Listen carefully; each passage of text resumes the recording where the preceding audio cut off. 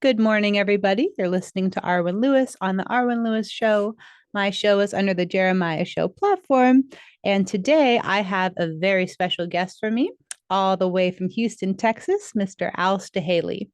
Al Staehely is the only person on the planet who has both played Carnegie Hall and provided legal services for Stevie Ray Vaughan.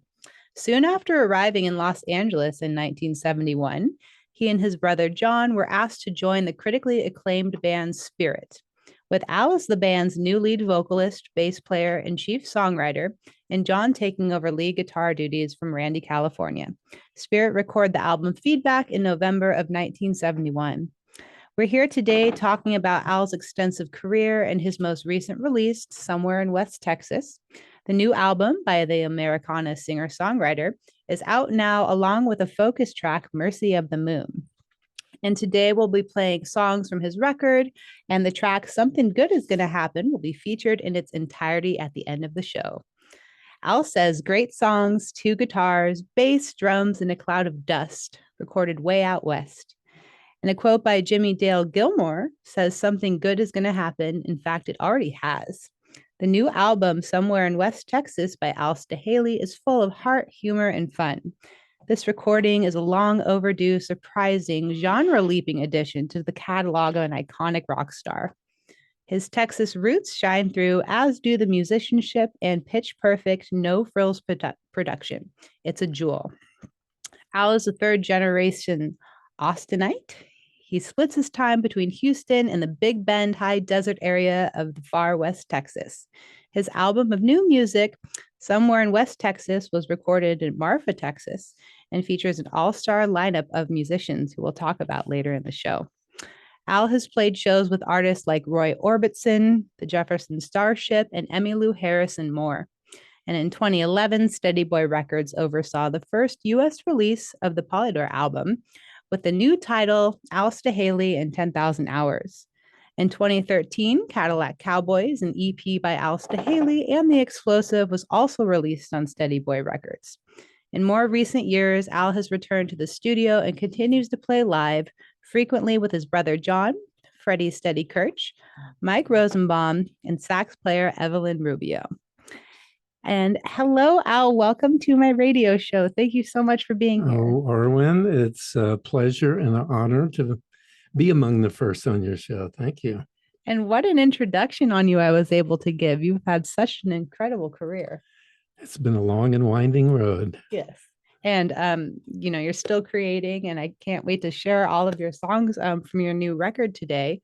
And Al's also going to play live on the show this morning, so don't go anywhere. But I thought we could just kind of jump into our conversation. And I thought just start by you telling us what inspired you to start playing music and what was your first instrument? I took piano lessons twice for about 2 or 3 weeks and didn't last any long because they were trying to teach me how to read music. And at early age, that was not interesting. I'd rather be out playing baseball or something. But what happened, so really a guitar was the first thing, and that happened because right before I went to the 8th grade, I was in those hot Texas summers. That summer I was on a baseball team, I was playing golf. When I wasn't playing golf, I was caddying, and apparently I was in the sun too much and not hydrating. I got a dehydrated kidney. I was looking forward to going out for football in the fall, and the doctor said, no, you can't do any sports until next summer. You can do baseball. My cousin came over and had a guitar, and he taught me Poor Little Fool by Willie Nelson. Oh. and that kind of started it all, And so really, had I not gotten sick, I probably wouldn't have ever started playing guitar. Well, you know what? They say things happen for a reason. So, that's true. And then I started taking guitar lessons from a great guy named Wayne Wood. And actually, Eric Johnson later took from the same guy. Wow. Although Eric became a much better guitar player than I am. But anyway, that's kind of the way it started. Well, and aside from being a musician, you're also an incredible songwriter. Did you start writing songs around that time too, or when did you start to write? No, the songwriting came later. I was playing cover songs like really everybody town was at that point. I mean, I had a band in high school, and I went to Austin High. And now you got to remember, when I was in high school, we're talking 62. Uh, I graduated 63. So the band I was in high school, I was lead guitar player, which really is not, we were doing Venture songs and we were doing Jimmy Reed songs. We weren't doing or Led Zeppelin or anything like that because they hadn't come along yet. We all had crew cuts and wore those plaid tux coats with little continental ties. That, anyway, it looks ridiculous now, but that's the way it all started. And then I went to the University of Texas and was in a band that played all the frat houses and but making really really good money for those days. It was a three-piece band, and my job was to learn a new song every week, something that was popular on the radio, bring it to the one rehearsal we had every week. And at that time in Austin, even though Austin now is known for being it promoted itself as the live music capital of the world and all that, it was a magnet for musicians then, primarily because of the fraternity scene. Is that because, what did it? Okay. It's a big university. All the party, there was no such thing as hiring a DJ for your party. Yeah. That would not even be on the radar. You had to have a live band. And so, I mean, that's how I met Don Henley and his buddies from Linden, Texas, that were going to school in North Texas. Everybody came down to play all the frat houses on the weekends because they were the best paying gigs. Cool. Yeah, and so it's a little ironic sometimes because it's, from what I hear, it's very hard to young bands to get a paying gig in Austin these days. But the frats went DJs. So anyway, back to your question, when did I start writing songs? It wasn't until I realized that, I guess it was in university and in law school after I graduated from undergraduate that I started thinking, well, look, if I want to stick around in this music business, I better learn to write a song because I'm not going to be Eric Johnson. And so were the songs that you wrote, what was that band called, by the way, that you were playing with in college? Did you guys have a full name? That's the Fabulous Chevelles. That's fantastic. We were fabulous before the Thunderbirds were, or at least we called ourselves that. How cool. And so did you start writing songs for that band? No, really, that was still, in fact, I don't know if we did any original songs. It was mostly a party band and all that. Then so I started writing, but we weren't really doing it. I was kind of saving them up. My idea was, so why did I go to law school, you might ask? Well, I was in a band in college. I was pre-med. I was in a band with two law students, and they already had wives and a kid. It was time for me to graduate and go to med school. I would have had to leave Austin. And they said, look, you can't go. You're the lead singer and the bass player. You break up the band. We've got one more year of law school left. You've got to stick around until we graduate at least. Go to law school with us for 1 year. Then you can do whatever you want. And I couldn't hang out because Vietnam was going on and I wasn't too excited about going over there. So I actually started law school to keep a rock band together. After the first year, I'd realized I'd been tricked. If you finish the first year of law school at University of Texas, you might as well finish because they're trying to get rid of you that first year. So you make it through that. So anyway, but I'd already decided once I got to law school, I was going to try music full time. And so I thought I better start getting down on the songwriting thing. And the summer of '69, I went to New York for the summer. That was before my third year of law school. I had an uncle that lived up there in Manhattan. So, and I've been up there a couple of times. So made some great contacts, ended up accidentally being on the David Frost show. Accidentally? How did that happen? Well, I mean, you're too young to remember this, but he had a 90-minute show, and it happened because I was working for ASCAP that summer. I got a summer job working for ASCAP. Oh, okay. Somebody came through the office, said, anybody want 2 tickets to the David Frost show? I said, well, okay. So me and my buddy went up there. We're sitting in the balcony.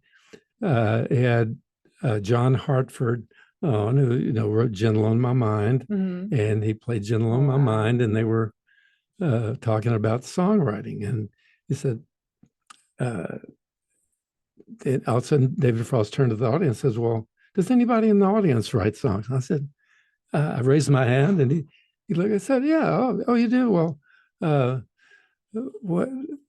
what's the name of the song? And I said, well, I haven't named it yet, but I can play it for you. And he said, come on down. And oh my gosh, that's amazing. I couldn't believe, I mean, that would never happen in today's world, TV. And so I went down. John Hartford loaned me a guitar, and then he picked along behind me while I did the best song I had at the time, which probably wasn't that great. But, as we've all heard, exceeding expectations is what it's all about. And so I'm sure that the audience didn't expect much from this guy coming out of the audience, but I exceeded their expectations, got a great applause, and David Frost said, oh, you wrote that song? I said, yeah. Asked me a couple of questions, and I was back upstairs. And then after the show, and Linda Ronstadt was on that show too, and that was when Bernie Ledden was in her band, and not yet when Henley and Fry were, but it's this guy stopped me and said, hey, I'm with the English music magazine. Could I take you to coffee? And I said, well, what for? He said, I'm sure that when the show comes out, it's going to be a big deal for you. And he said, I don't know about the U.S., but if this would have happened in England, it'd be an overnight thing. And wow. I said, well, okay. So as we go downstairs, we get into the lobby. Linda Ronstadt came back to find me and said, that was really good. And I was so stunned by all this. I didn't have the presence of mind to do anything except, oh, well, thank you very much. I didn't say, hey, well, want to hear some more songs later? Or, Need a band?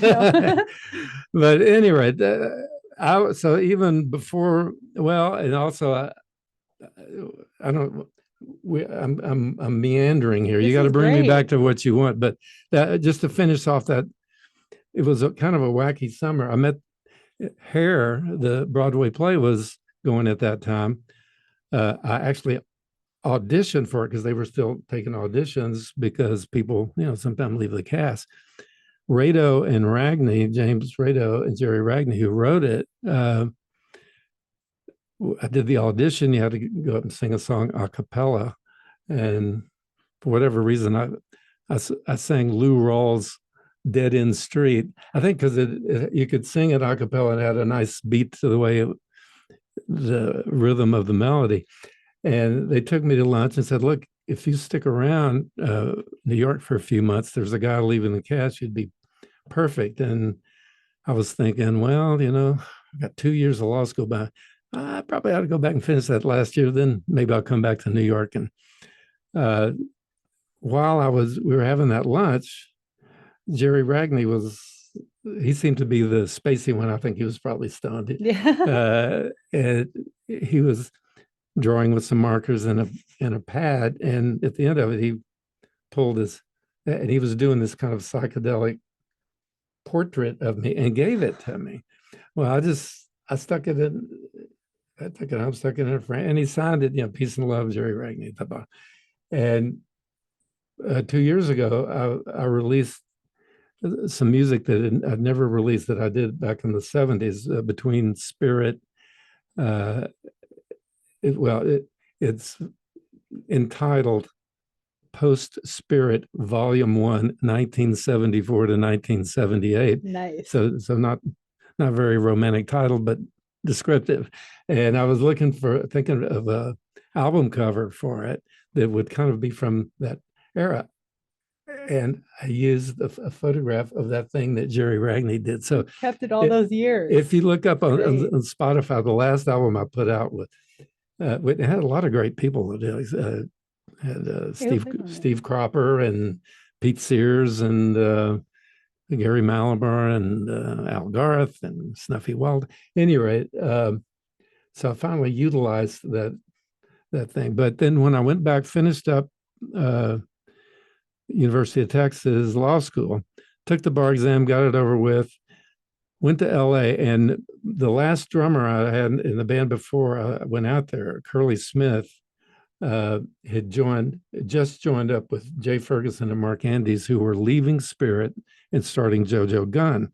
So I got out there, and Mark Andes introduced me to Ed Casty and Randy California and John Locke, the remaining members of Spirit.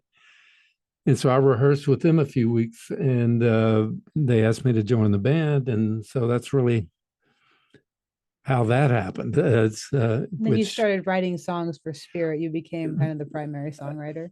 For that album, Feedback, I wrote 7 of the songs. John Locke wrote 3. He wrote 2 really cool instrumentals and 1 with lyrics. And so I became the lead singer and Spirit.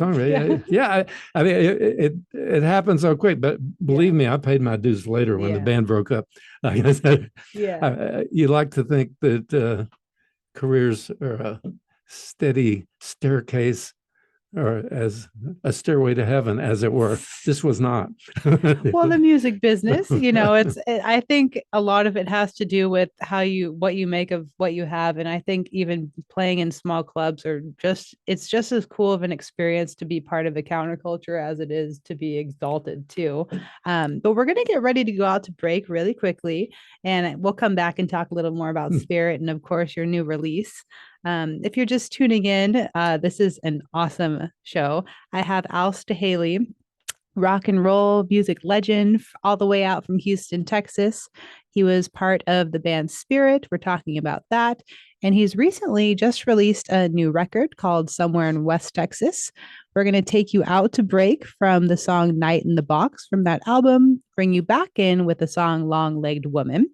You can find out more about Al Staehely at alstaehely.com. You spell Staehely, Staehely. And Al has only one L. So I'm going to respell that for you. alstaehely.com. Look him up on Facebook under Al Staehely and Instagram at Al Staehely. And once we come back from break, you're also going to hear a live song that Al is going to perform in the studio in Heart of the Blue Supermoon tonight. And we'll give you the title of that song when we come back. This is Arwen Lewis, and you're listening to the Arwen Lewis Radio Show. Beautiful. You are so good. Yeah. I think on your toes. You're great. Freddie was right. Well, no, I was literally all week. I was like, ST. I don't mean just that. I mean, you sound like a seasoned pro at this stuff. Well, that's good. You've never done it before or anything? I mean, I've been interviewed a lot, but no, I mean, I think, just from performing, learning songs, I think that mind training has helped me deliver lines. And I just really enjoy how you're just telling stories, because it's talk radio and people want to hear the story, Well, yeah, but I mean, once I get going, so feel free to steer me in a direction you want to. No, these are great stories. Oh, This is perfect. Stop that. No. Yeah. So was she Linda Ronstadt when she was Linda Ronstadt when you met her? Or what? Yeah, but she was barefoot. I mean, she was still. Was she that big yet, or she wasn't. I mean, I think she'd had different drum. That song. Yeah. I don't know if she. Well, 69. Wherever she was in her career, 69, which was not bad, but it was not to where she. Yeah, she wasn't. She just got bigger and bigger, but. When I was pointing at you, I didn't mean to distract you, but when you turn your head this way, okay, you get real low. Okay. In the recording. Okay. So with the headphones. Cool. You might even want to just pull Re- the whole thing. position the Okay, mic up. even though it's Because you're turning back and forth. yeah. See, that's the thing I don't get. Does it People block will you? position the mic and then they turn to talk to the guest and they go, how come I sounded so bad? Well, there's also trying to Here, I'll keep do the mic this. out of the shot too, which is Well, Nah. yes, a little bit. I get that, but Nah. actually it adds a nice What about you? What do effect. you want? That looks pretty good right in there. Right somewhere. there? Yeah. I mean, it's a radio show. Yeah. Yeah. I mean, we want, it's all about the sound. Yeah. The voices and the music. It's the show first, but then people want to watch it on YouTube, so. But they can still see us and Yeah, stuff, we though. we've commandeered a radio show for a podcast. Yes. Yeah. No, I just want you to sound really good. I don't mean to. Thank you. No, I don't know care. You want it to sound perfect. Yeah. Perfect is the goal. I just I realized that I'd forgotten that you're going to go out with something good is going to happen because I thought I'd do that as the second song. So what is the second song? What would you like to hear? Hey, this is Al. Anything you want do, or do you want to play a spirit song or no? Hey, this is Al Staehely. I've got no. a new album We called have Somewhere in West 70 Texas, songs. and looking forward to being You know, with play as much as Arwen you can, and look. you know, minute and a half on up. Right. Coming from break. You know, So I could do not a song I wrote, but one of my favorite spirit songs that's still relevant today is Nature's Way, you know. That I think people would love that. Whole album here, right? Yeah. But you're going to play Mercy of the Moon too, right? I'm gonna play that first, I think. So why don't we Well, actually, you know what? But then shut up. That's two down songs. I don't know. It may not be good. Maybe I should be a. How about what's wrong with you? Yeah. for loving me? let's Okay. do that. Are you gonna film? Yeah, I'll film that. Because it locked up on me. Oh yeah. Oh, Yeah, because I got a story to go with that one too. So that'd be good. So we're gonna Um, come back, you're gonna introduce that, right? yeah, I'm going to introduce Mercy of the Moon. And what's the song that you're playing after that? What's wrong with you for loving me? Okay, you got it. Back to back. Yeah. And I'll just announce that and then I'll let you go into that and then we'll start talking again. Okay. He's there. Here, okay. And we'll wait just a moment, let Jeremiah come back. Okay. Okay, so you're gonna do the announcement. Yeah. And then then we'll stop and it'll get set up and then you'll start shooting. Yep. Okay. Yes, boss. No, I just. Yeah. No, I'm just kidding. I'm asking you what you are doing. Just so I know. I was just I want to stay out of kidding. your way, basically. I'm just kidding. All right. I'm getting Yeah. my windshield replaced. He's got to let the guy into my car so he can do that. We got some pits and this and that and the other. It's actually only 3 years old, and yet I don't know where these, because it was a rental from Enterprise. Uh-huh. Where the hell were these people driving, in the desert? Oh, it's got Things- little chips in it. It's got a lot. It's pitted, so when I'm driving into the sun, Oh yeah, it just makes a light show for you. yeah. So- Crazy. So That's, like, fortunately, my scary, insurance too. is covering it. So we're gonna. What's that? Oh, I thought he was talking to me. You talking to me? Are you talking? I should have a good Italian restaurant he's all set? accent. I'll Why take did it. I He's say all set. restaurant? I should have a good Oh, Speaking accent. of Yeah, I know. restaurants, He doesn't need to do more Solvang for then me. tomorrow. Where should I go? Or maybe that place, that Hitchin Post place? Would that be a Okay, good place? cool. to You go? should go to the Hitching Post. It's in All right. Buellton, but you Now- should go there. Call and get a reservation. I'll text all the all the information of these places like when we get out of here, so Actually, you I kinda have like the way it's references. like, Boom is coming straight down. It's not interface, but I How, just how like the far? way it it- looks. That's kinda A cool. 5-minute Yeah. drive from oh, Solvang. Yeah. Okay, And it's so- real, it's Yeah, all you go- barbecue. They you cook go on the right live oak next. fire right there. It'll be fun. So you're gonna come back, then you're gonna introduce him doing a live show, a live song, Mhm. and then continue on. And we do not need to stop to do the live because we're patched in already with his guitar. So I'm ready to go whenever you cue him to sing a song. I think All right. she's gonna get up so she can get out, turn off the. You need to turn off your camera so it's just on. Oh. Val and Oh, yeah. shoot as Yeah, well. but don't do that until you introduce him. Then you turn off your camera. I got it She'll right step here. out and then we can go. Well, she And- won't be in his way.